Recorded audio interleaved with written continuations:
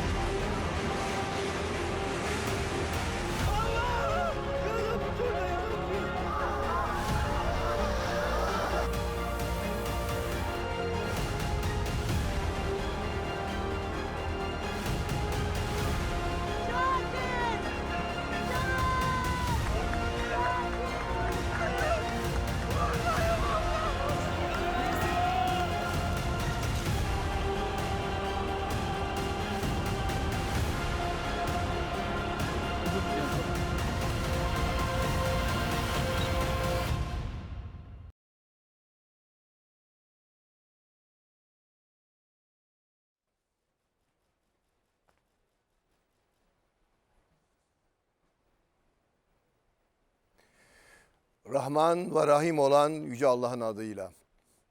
Bu gece hayli uzun olacak. Aslında son 10 gündür geceler hep uzun oldu. Uyuyamadık. Ellerimiz duada ve enkaz altındaki kardeşlerimiz için dua ettik. Elimizden geleni yaptık.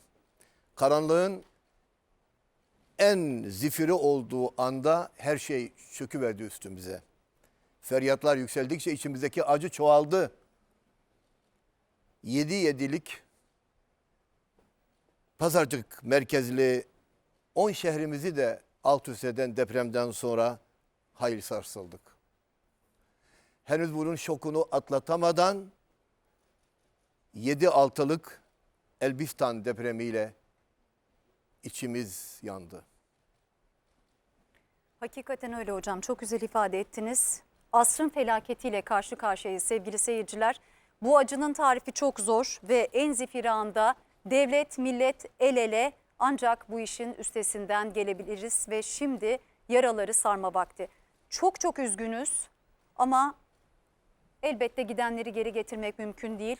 Allah'tan rahmet diliyoruz kaybettiklerimize, geride kalanlara, yakınlarına sabırlar diliyoruz ve yaralılarımıza acil şifalar diliyoruz. Geçmiş olsun Türkiye'm. Milletimizin başı sağ olsun. Evet, bildiğimiz gibi aslında tarihler boyunca düştüğümüz yerden kalkmayı, acılarımızı paylaşarak azaltmayı çok iyi başarmış bir millet olarak bugün yine biriz ve tek yüreğiz aslında. Bu geceki yayınımızla birlikte aslında bunun en güzel örneklerinden birine şahit olacağız. Yaralarımızı birlikte saracağız ve bu enkazdan hep birlikte çıkacağız. Ulusal ve uluslararası 200'den fazla televizyon, 500'den fazla radyo kanalıyla ulaşıyoruz sizlere bu gece. Stüdyoda bizler ve ekranın sevilen yüzleri gece boyunca nakdi bağış toplayacağız afetzedeler için. Ve bu bağışlar, bu toplanan bağışlar AFAD ve Kızılay aracılığıyla ihtiyaç sahiplerine ulaştırılacak, depremzedelere ulaştırılacak. Onlara hayata tutunmaları adına nefes olacak, ışık olacak, umut olacak. Gece boyunca ortak yayınımıza iş, sanat, spor dünyasının önde gelen isimleri bağlanarak katkıda bulunabilecek. Ekranlarda gördüğünüz 0212 707 01 0 numaralı hattan çağrı merkezimize ulaşan değerli bağışçılarımız bugünkü yardım kampanyasına destek verebilecekler. Aynı zamanda cep telefonlarınızdan tek yürek yazarak 1866'ya kısa mesajda bulunarak AFAD'a, aynı şekilde 2668'e göndererek de Kızılay'a 50 lira değerinde bağışta bulunabilirsiniz. Evet, yayının başından itibaren sizlerden gelen telefonlar çağrı merkezlerimiz tarafından karşılanacak ve birçok bağlantı yapılacak. Bu telefonlar arkamda gördüğünüz birbirinden değerli sanatçılarımız ve spor dünyasından isimler tarafından bizzat karşılanacak ve sisteme direkt olarak aktarılacak.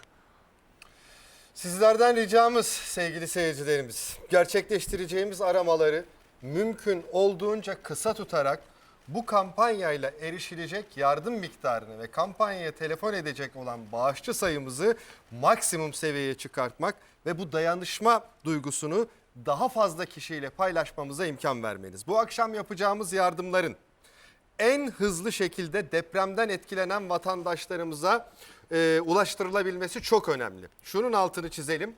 Dolayısıyla bağış olarak ifade edilen her tutarın, her bir kuruşun AFAD ve Kızılay hesaplarına ulaşması adına süreç bizler tarafından büyük bir titizlikle ve yakından takip edilecek.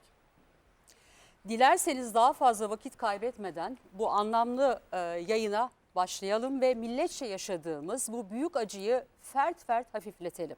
Ve gecenin sonunda unutulmayacak bir bağış miktarına hep birlikte ulaşalım.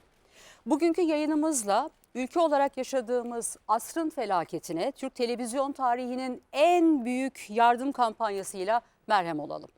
Haydi Türkiye, vakit tek yürek olma vakti.